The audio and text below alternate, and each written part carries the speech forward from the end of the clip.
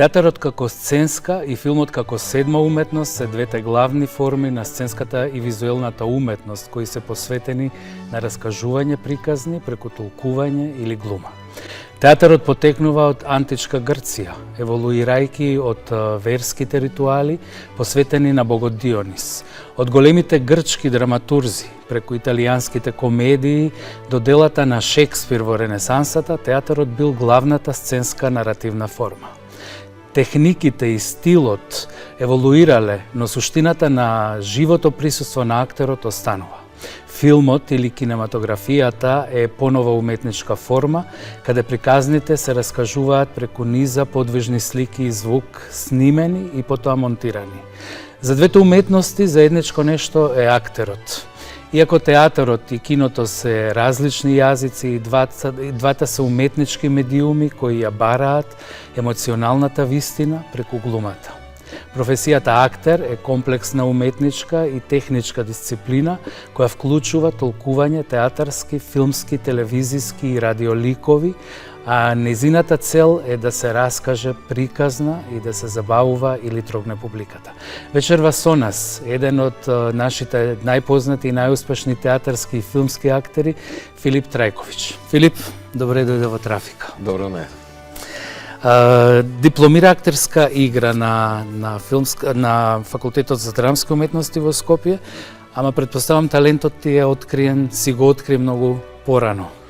Кога? Во кој дел од животот, од детството или? Па не многу порано. Знам, памтам едно зимовање, основно школа бев, можда 7-8. Веројатно заедно со уште еден другар забавljавме една група на луѓе со раскажување, имитирање на разни луѓе, раскажување приказни. Тогаш како нешто се протна, ама после тоа заборев нистото. И негде средно школа, трета година заврши средно уметничко.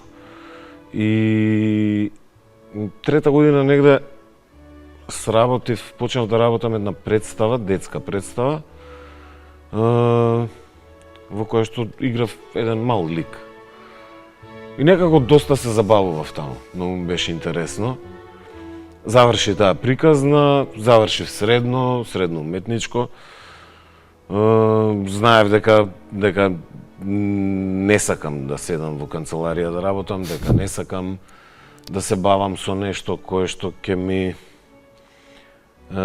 стави буквално канџи за местото на кое што ќе треба да работам во иднина, така да знаев дека нешто околу уметноста би сакал да се бавам. Некако во средно школа, иако завршив графика, изгубив интерес во таа насока и за цртање, и за сликање, и за графички уметности. Некако интересот отиде на друга страна. Тогаш знаев дека за музика не ме бива. Никогаш не сум свирал некој инструмент или нешто. А пеењето? Бидејќи вие нели е потребно на кога морам. Кога морам, да. Сакам убаво, сега хъмкам во последниот период, повеќе со синот, ама пеењето така, меѓутоа знам дека не можам да одам за соло пеач или така натака. Инструмент, што и да фатам, ми треба многу долго време за да научам било која основна работа, ама знаев дека сакам нешто околу уметноста, балет, не знам како.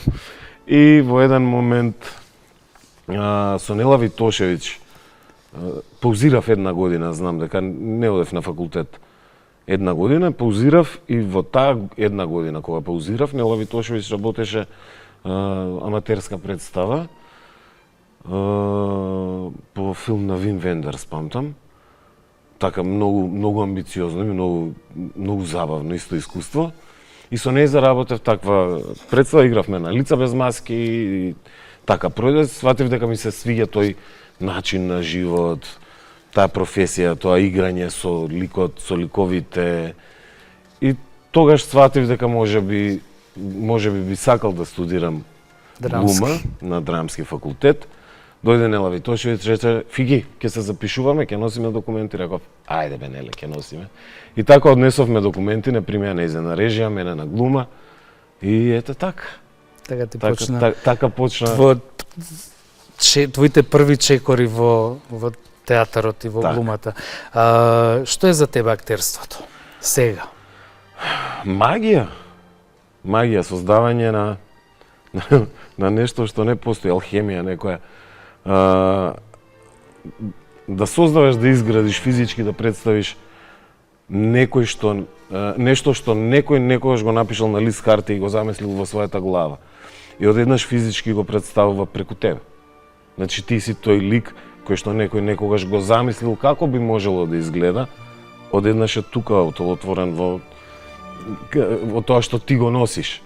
Може да те пипне, физички постоиш и одеднаш го играш, ги создаваш неговите чекори, неговите мисли, неговите работи. Тоа ќе ми беше едно од следните прашања.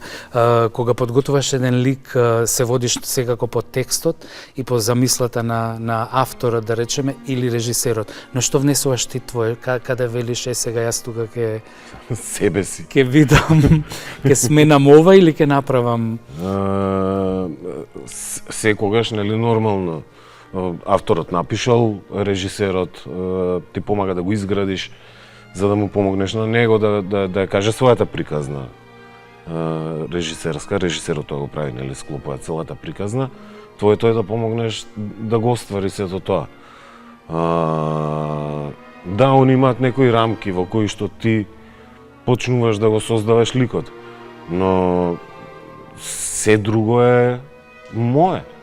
Односно на актерот. Така. Актерот ги создава работите кои што му дава живот на ликот. Му дава живот на ликот. Како учиш еден текст? Јас, например, уште во основно се сеќавам стихотворба која ќе ни даде, а ми беше едно од најголемите проблеми. Јучев пред час. Некако тоа ми е наједноставната работа од работата. Од целата работа, од целиот процес. Порано се мислев и јас исто како ќе го научам, меѓутоа повторување е мајка на знаењето. Да, преку повторување секогаш ќе го научиш. Ќе го научиш преку движење, преку мизансцен, преку сите тие работи, секакви асоциации со тоа што следи како текст, така да. Како сите актери, каде си во моментот на текстот, кој е спроти тебе, каде Така, апсолутно. Многу е важно да знаеш што зборува тој еден лик, тој еден човек. Ти треба суфлер некогаш? Многу ретко. Во целава моја работа во театар, тоа е негде 15-16 години, мислам дека е веќе. Па дали 2 пати во животот сум се потпрел или 3 пати сум се потпрел на суфлер да ми помогне, затоа што сум се блокирал во одреден момент. Пример, во Хамлет знам дека имам еден монолог кој што го имам кажано над, не знам, 40-50 пати. Негде на 50 и некоја изведба, во еден момент само се блокирав. Значи, тоа е текст кој што сум го кажал многу пати до тогаш. Се блокирав, ја гледам Жаки е суфлерката која што работеше тогаш. Ја гледам Жаки пробува нешто да ми каже. Во еден момент само се откажав, си почнав од почеток и си го кажав. Пак, не беше, тоа еден монолог, не беше многу долго, тоа сето. За да се биде добар актер покрај ова, нели, е потребна и постојана работа, усовршување. Знаеме, например, ќе споменам за странски актери, постојано одат на работилници, курсеви, дикциски вежби или вежби за акценти, што кај нас не знам колку се користат, не премногу. Ама право говор и добар изговор, сигурно дека вежбате имате. Се зависи од тоа што побарува ликот. односно каков човек е, кој човек е, како зборува, дали зборува или збори, дали користи жаргони или збори литературно. Тоа е во однос на тоа, на начинот на кој што говори. А вежби секако постојат за загревање на устата и така дале, за да може да се, нели, за да може да артикулираш поубаво тоа што сакаш да кажеш. А сега она што оддржува во кондиција е работата. Јас имав среќа да работам многу, фала Богу. Плоден актер со многу представи. Во моментов имаш неколку, 5-6, да, имаш. Може и 7. Претходно беа повеќе, сега се малку помалку, не знам точно. 5 или 6 се, веројатно. Да. Не зборувам само за тоа, него зборам за тоа дека откако влегов во театарот, кога почнав да работам многу. И работев секоја година 2-3 представи, 2-3-4 представи, 2-3-4-5 представи. Значи имав представа за представа. Имаше добри представи, имаше лоши представи, имаше се и се што. Меѓутоа, никогаш не одбивав да работам. И секогаш работев. Тоа некако ми помогна да се одржам во кондиција. Фактички работата, инаку тешко, мислам дека е тешко да се носиш со сиот товар по подолго време на пауза. Точно, имате проби со шминка, проби со костими. Тоа доаѓа некаде на крај, меѓутоа пробите прво се читање, читачки, па онда се мизансценски и така дале, и тоа си трае, повторуваш, читаш, работиш. Тоа е тоа што го држи еден актер во кондиција. Да, затоа што ние како публика нели доаѓаме и гледаме една представа, супер, саат и пол, тоа е тоа. Да. Колку часови има претходно? Има. Да. Ифигенија за ништо. Ке ја спомнеме, идејата ми беше да ги представуваме представите оние што во кои играш, базирана на Ифигенија од Авлида. Го враќаме грчкиот антички театар и Еврипид на сцена, модернизирана секако комплетно. Ова е она што се нарекува и постдрамски театар, нели, каде што акцентот не е на текстот, туку на она мултисензорно така, и доживување. Движењата, повеќе да, проекции, музика. Како се снајде, како се чувствуваше? Тоа ќе ми беше едно од прашањата, во кој лик најудобно се чувствуваш, ама ајде потоа ќе, затоа што во некој сигурно ти е по или ти е седно, ставаш таа кожа и одиш напред. Тоа. Така? Да. Да, секогаш се нови работи на почеток кога почнуваш да работиш, кога почнуваш еден процес, во зависност од тоа кој е концептот на режисерот. И секогаш се нови, и тогаш ти е најнеудобно. Ама тоа ти дава повеќе можност, тука многу повеќе да се забавляш. И да се откриваш и да се откриваш се повеќе. И немам некој лик во кој што се чувствувам неудобно, а во некој се чувствувам многу поудобно. Се чувствувам удобно во ликот кој што сум го сработил. Во ликот кој што веќе знам точно што зборува, точно што прави, кои му се реакциите, какви му се реакциите, без разлика на текстот што го пишува. Кога знам што правам, тогаш ми е супер. Кога не знам што правам, тогаш е паника. Ако не знам што правам, многу страшно, онда бегам. Ифигенија е нешто што, нели, реков поинакво е и го представивте, одлично е, ја гледав представата. Нели, оној митот за убиениот Елен, кој што провејува низ целата представа и залудната жртва на кој што навистина е одлично представена во представата. Секој колку ја разбира. Така. Колку кај нас е прифатен, ќе биде прифатен овој театар, бидејќи е различен, е поинаква сета поставеност. Поинаква поставеност. Различно е од не е класично поставен текст. Има внатре многу повеќе работи со кои што се бави режисерот, се бавиме и ние како глумци. Добро е да се има различни работи, не треба да биде све. Браво за целата екипа секако. Едно те исто, значи мора да ја даваме на публиката шанса да погледне нешто друго, па дури да посака да погледне нешто друго. Значи преку тоа да се роди, можеби не знам, некоја желба за поинакво гледање на нештата. Така да мислам дека си ја остварува својата цел таа представа. колку ти е потребно да изанализираш едно сценарио, за да ја разбереш и приказната, нели да ја разбереш во смисла како ќе ја пренесеш ти, мотивациите, мотивот на авторот, на ликот, емоциите, сето тоа и процесот на, баш сакам да ми кажеш еден процес на подготовка, од учење на текст до колку се внесуваш. Знам дека сте учени според нели оние начини на подготовка, улога. Така. Секогаш почнуваш со читање на текстот. И во моментот кога почнува процес, без разлика дали е театар или филм, значи нели почнува со читање на ликовите, односно на целото сценарио, на целата драма. Колку повеќе се внесеш себе си во тоа, па следуваат анализи по однос на ликот, на самата представа, на самиот филм. Значи анализи што сака, како сака, кои му се мотивите, кога како се чувствува, кои се неговите реакции на тоа што би направил во одредена ситуација, во одреден момент. Значи сето тоа е посветеност која ти не ја работиш само кога одиш на проба, например. Не е тоа нешто кое што добро е, одиме денеска на проба 4, 5, 6 сати. Туку живееш со тоа, нели? Па завршува тоа, па добро е сега ќе се исклучам ја од овде и ќе одам дома, не знам, ќе садам патлиџани убавча. Не е така.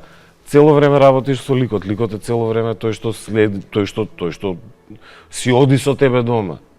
Тоа ќе те прашав колку време, значи додека го подготвуваш и потоа колку време ти останува тој лик во тебе или кога завршува една представа? Секогаш е различно. Види, ти си ликот. Ликот е ти. Јас ми овој во еден момент. Ти секогаш е со тебе. Меѓутоа, посветувањето на други работи секогаш е различно. Кога ќе се посветиш на нешто друго, онда мора да прекинеш една врска со тој некој лик. Посебно зборувам за овие кои што завршиле како процеси, како представи, како се она што било претходно. Онда се брише. Многу често ги заборавам ликовите. Текстовите можеби не толку.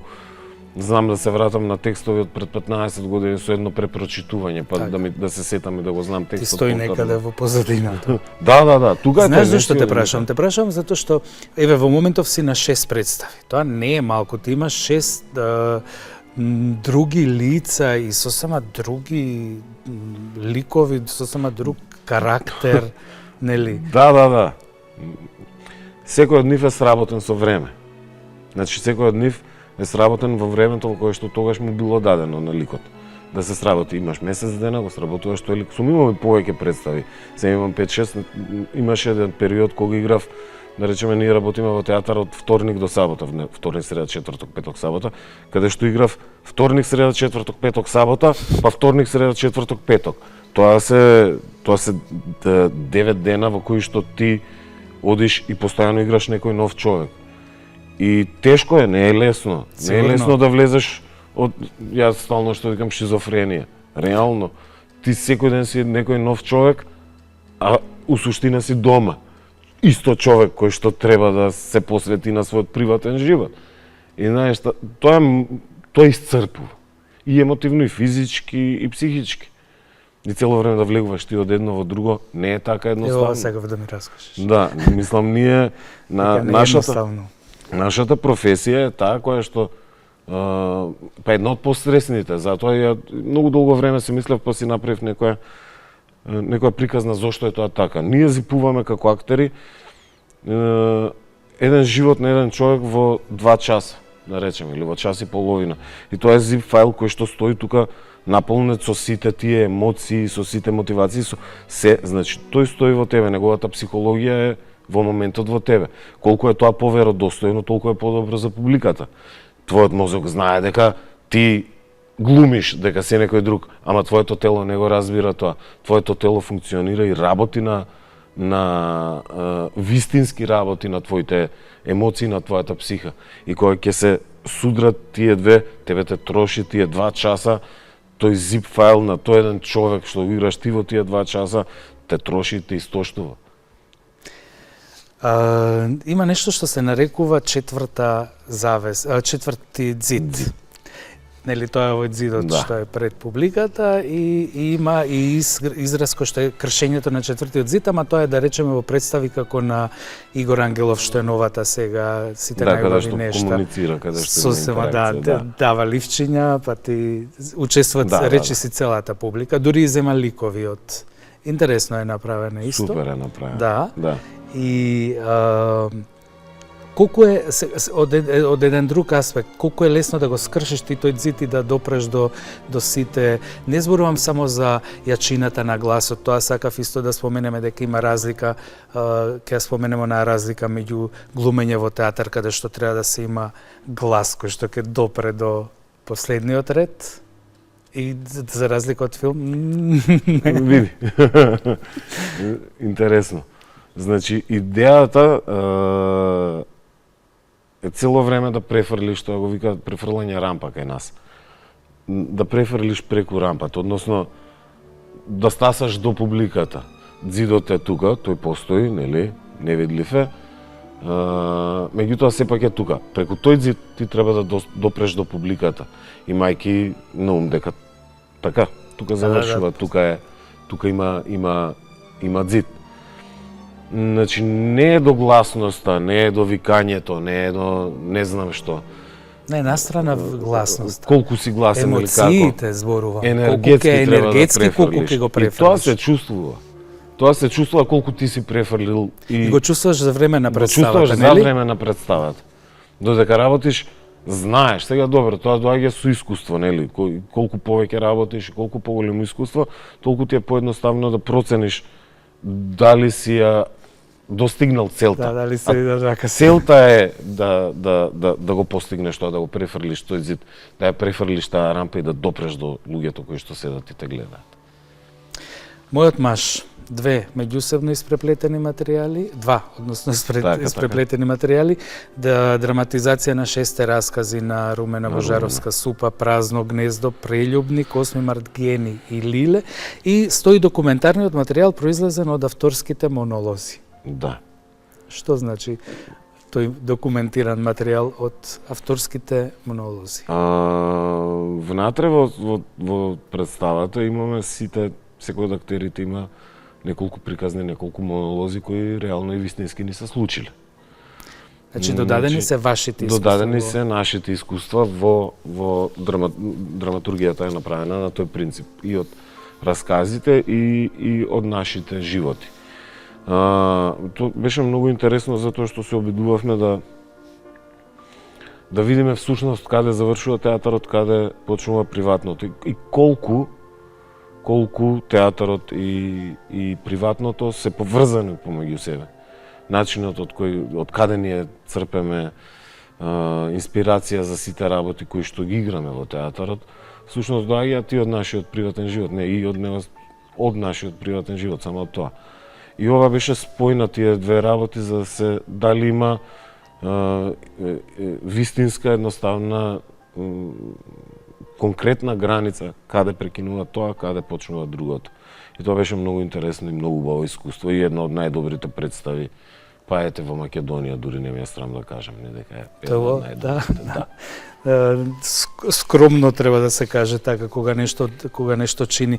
Јас ти споменав и прегеска, работам до 10 секој ден, така што ретко кога имате петок и сабота можам, ама мојот маж ми е една од и странци. Сакам за странци исто да споменеме затоа што е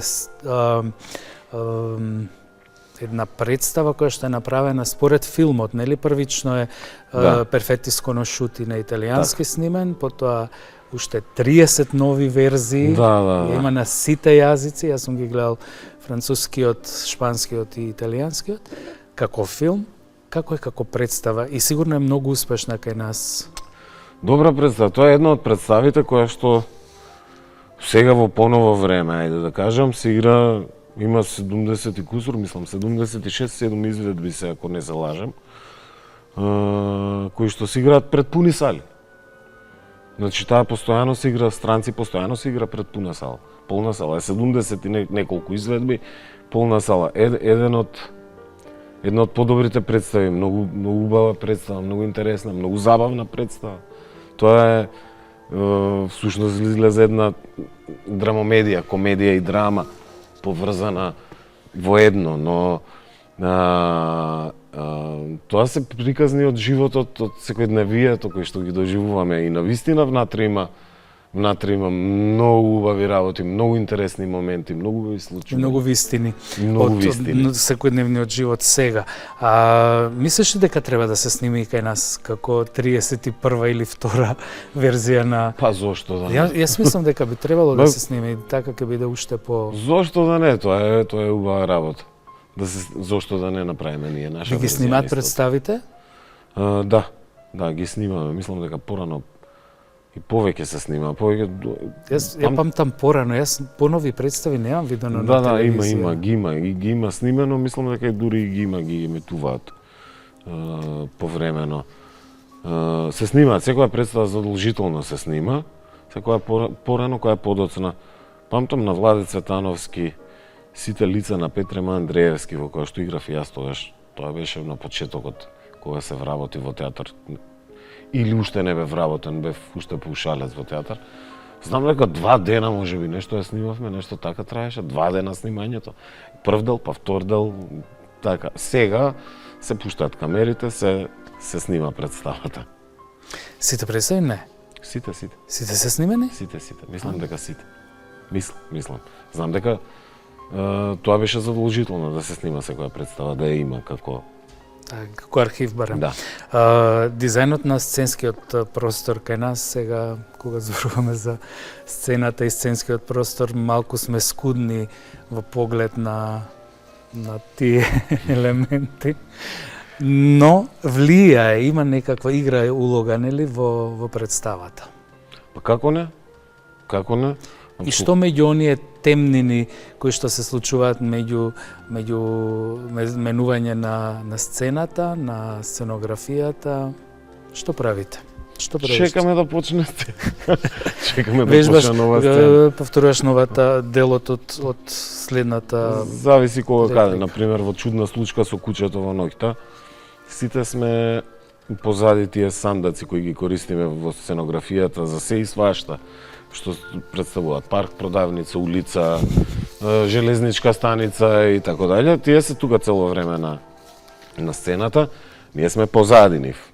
И си стоите цело време. И си седиме позади нив, си чекаме да си дојде делот. Во меѓувреме таму и се пресоблекуваме, некогаш кога имам голема потреба некој да излезе ако е поголема трансформација, па онда ќе излегуваат кога треба да смени поголем костим. Меѓутоа, генерално сите сме со сите реквизити и костими тука позади и тука се облекуваме. Не се криеме нешто многу.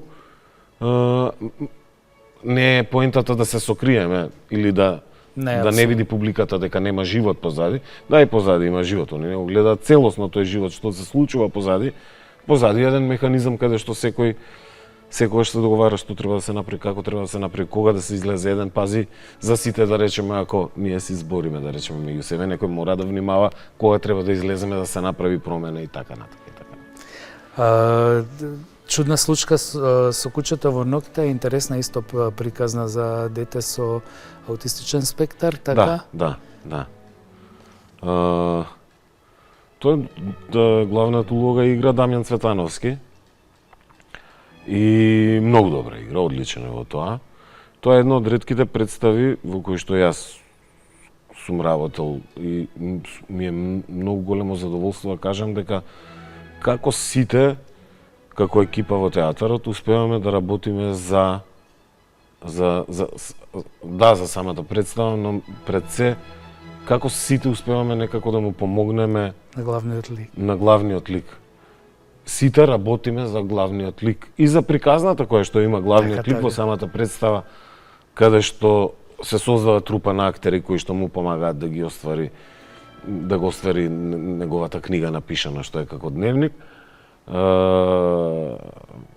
Како функционира, како може да функционира всушност и една екипа на глумци и една екипа на цел театар за да му помогне на еден актер да се издигне на највисоко можно ниво. Тоа преубаво звучи. Кажи ми, филмот имаме доперни точки со театар. Еве, како што споменав, филмувани, односно театарска представа е направена и од овој Перфетиско на Шути странци. Може да се направи и обратно. За филм, ако споменам, прво би споменал Кајмак. Со во режија на Милчо Манчевски, главната улога ти, Симона Спировска, таму сме Александар Микич, не? Да, таму сме 6 луѓе кои што имаме сите поголеми улоги, да речеме, главни улоги. Сара, Камка и јас сме, Камка Туциновски, Сара Климовска и јас сме едната тројка која што функционира во филмот, а другите се Александар Микич, Ана Стојановска и Симона Спировска. Они се другата тројка. Начинот на живење едни наспроти други, богати, сиромашни, меѓутоа колку сме сите само луѓе и сме блиски еден до друг. Колку знаат тие, да, многу интересен, убав филм, убава приказна според мене. Тоа беше едно од првата моја поголема улога на филм, главна, и беше многу интересно искуство. Да, таму прв пат почнав да се среќам, прв пат се сретнав со Милчо Манчевски, кој што е еден од најголемите режисери во нашата држава, нели? Па и пошироко. Да видиш како размислува еден голем ум, кој што многу точно знае како да ти каже што е тоа што го сака да го представиш ти. Така, тоа затоа и те споменав прво за Кајмак, затоа што во Кајмак,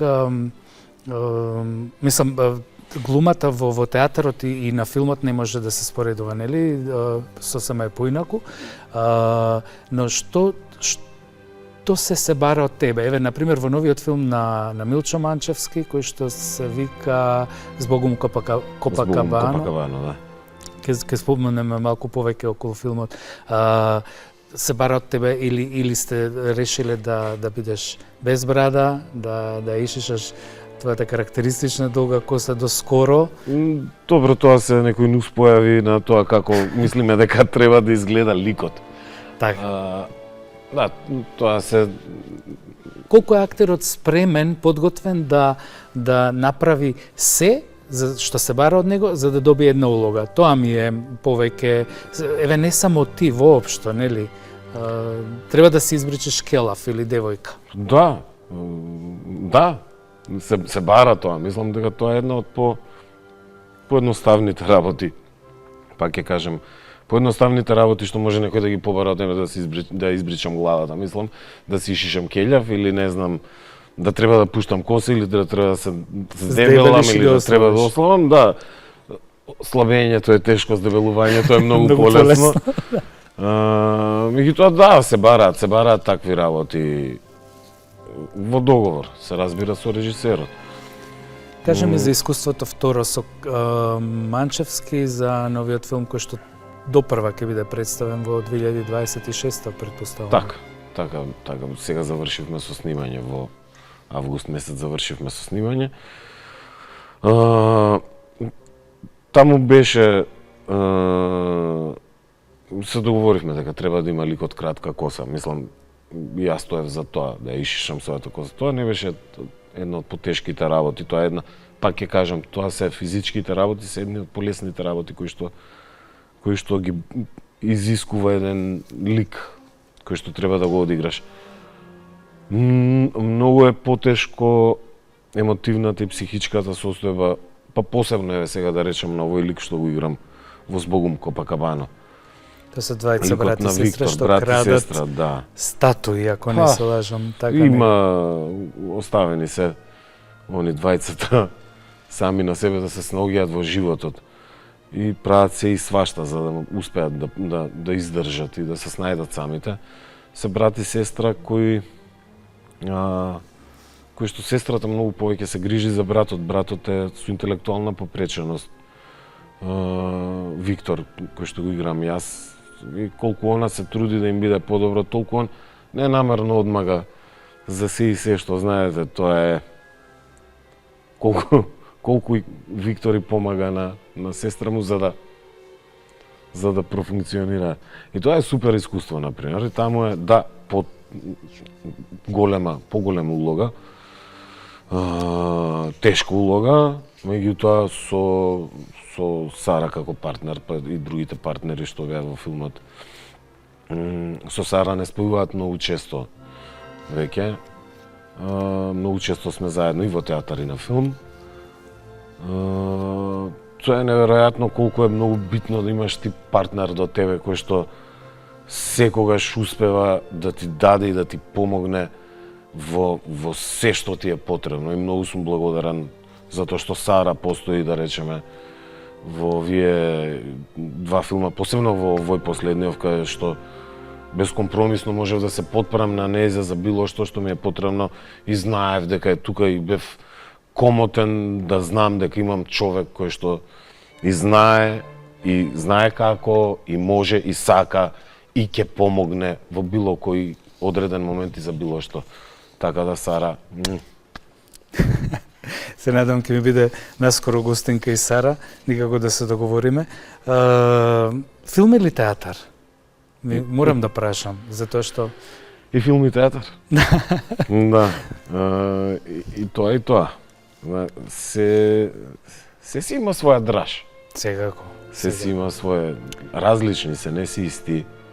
Едно е штиците што живот значат, друго е камера која што може да се врати. Не до недоглед, ама може да се врати. Може да се врати, точно. Во театрот не можеш да вратиш, тоа што е направено е тука, во живо е сега се случува и тоа е една страшна магија, преубава во живо да гледаш емоции од живи луѓе кои што пред тебе играат и се случуваат, а магијата на филмот е во моментот кога ти точно ќе ја погодиш на екран точната емоција, да ја префрлиш на публиката, да ја насмееш, да ја растажиш или било што. И кога точно ќе го најдеш тој момент, точно ќе го погодиш, точно ќе го одиграш, тоа е исто една магија која што џабе јас сега да зборам не се објаснува, али може да се види. Ке се види да кога ќе излезе филмот ќе ја видиме сите секако. Во театар те гледаме, ама ќе те видиме и во филмот. Не се сомневам. Пред да уште продолжим уште неколку минути, сакам да ти подарам една книга. Тоа е мој превод. Фала. Се надам ќе ти се допадне. Благодарам. Јас ја сакам. Одлично, фала. Каков си приватно, Филип? Сега во моментов си тазе, да кажеме, одскоро си татко на Вања. Тазе родител. Да, тазе родител. Како се снаоѓаш? Колку ви е забавно дома? Забавно ни е многу. Во прашањата што ги имавме предвидено беше која ти е најтешка улога, имаше некое такво прашање? Имаше некое... Која ти е најзахтевна? Најзахтевна, оваа ми е најзахтевна. Таа ти е, нели, татко? Да. Оваа најнова што во животот сам си ја наместив, да ми дојде улогата, заедно со мојата партнерка, со Ивана. Значи, како и за секоја улога се спремаш, така се подготвуваш, ти читаш што може, анализираш, истражуваш, правиш. Меѓутоа, ова е едно од тие кои што ништо не можеш да знаеш. Џабе ти се си истражил во еден момент, викам, не ме интересира, сега нема да спијам. И не знаеш што е, како е. Па се мислиш, пробуваш да го смириш, не се смирува, туку наредните 2 минути он се смее и се радува. И не знаеш на што си, многу е, секој ден е нови радости, нови напорни работи, ама и нови преубави нема нешто поубаво. Нема нешто поубаво од тоа секоја сабајле да се будиш покрај луѓето што ги сакаш и да гледаш тоа едно од двете мали човечиња, како расте и како станува човек, како станува живот одеднаш. Да, вистина убаво, да. Освен актерството, колку си информиран, колку ти интересира што се случува околу нас. No. Добро, каква музика? Каква музика слушаш? Што те прави среќен? Еве покрај сега Вања и животот со Ивана и Вања и уште други работи што те прават среќен? Тоа сите мои хобија. Имам еден куп хобија кои што ги имам. Природата ме прави многу среќен. Многу сакам да поминувам време во природа. За жал се помалку и помалку време имам, но секое време што го имам го поминувам во природа. Сакам столарија, сакам на работа. Сакам разни занаети од работа. Например, сега, не знам, почнав да си создавам, да си правам, да заварувам, да направам, не знам, масичка, да направам. И нели си пресреќен кога ќе ти успее нешто такво? Апсолутно, кога ќе направам било што, нешто, стварно ме исполнува многу. За музика немам посебни вкусови, знам што не сакам. Тоа ми е... Секоја музика ме прави радосен, освен таа што не ја сакам. Таа ме прави многу несреќен. И тоа е тоа. Тоа, природата, собирам печурки, сакам да одам по планини, да истражувам, да ми е страв дали ќе ми се појави мечка или нешто. Генерално се трудам да останам информиран во однос на се она што се случува околу нас. И колку повеќе сум информиран, толку ми е понесреќен. Толку ми е потешко и ми е неубаво и ми е више Меѓутоа стално има надежда дека се ќе биде подобро и така. Што мислиш дека и недостига на културата во Македонија? Многу. Пари. Пари. Пари, недостига на културата, пласман во светот на посериозно ниво. Еве кога би ти сигурно имаш желба да глумиш со некого, ете работиш што на вистина еден од најдобрите наши режисери и тоа втор пат. Имаш некого што би работил, да речеме, сакам со... Не сум замислил. Не си замислил? Не сум замислил до сега, не сум посакал нешто, да речем, и ја еден ден да работам со нешто поконкретно. Немам такви мисли во главата. Барем не сум стасал до тоа нешто. Да, сакам да играм, сакам да работам. Се што е предизвик, се сакам да прифатам. Се сакам да одиграм. Да не беше актер, сигурно службеник, така? Не. Да не бе фактор, веројатно. Службеник во канцеларија затвор. Да, ќе бев се друго освен тоа. Не, шала на страна, да не бе фактор, ќе бев веројатно некој готвач, некој кувар. Храната, многу ми интересира храната. Меѓу другите работи, храната е таа што ме прави среќен. Мене најмногу. Да. Број еден секојаш начинот на... Да, сакам време да проаѓам во природа и така дале, меѓутоа, готвењето е тоа што стварно ме прави среќен. И единствениот начин, ја кога сакам некој, така изразувам љубов, преку готвење, преку храна. Преку стомак. Сакам да му сготвам, сакам некој да е среќен со храната што ќе ме подготвам и да видам дека тоа е многу ми е блиско и многу ми е врзано со глумата и со мојата професија со која што се бавам јас професионално. Со двете можеш да ги направиш луѓето среќни, а можеш и богами и тажни.